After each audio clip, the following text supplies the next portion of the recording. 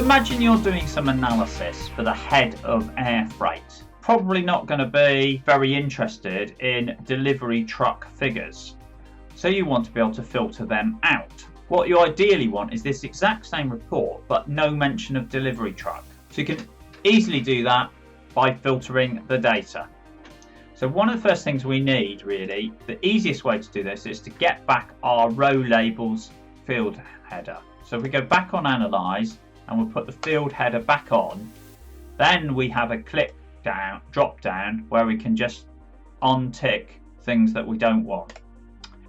Now, this drop down button, when you click on that, you might be misled into thinking that you're only going to be able to filter the top subtotal items. But actually what's happening is it depends on where you are in your pivot table when you click that button.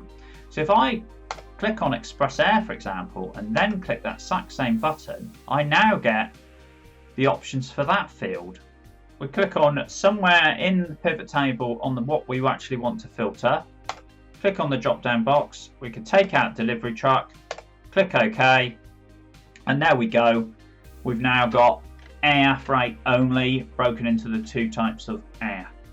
Now the way we know this pivot table is filtered is because we have a slightly different symbol on the row labels field there.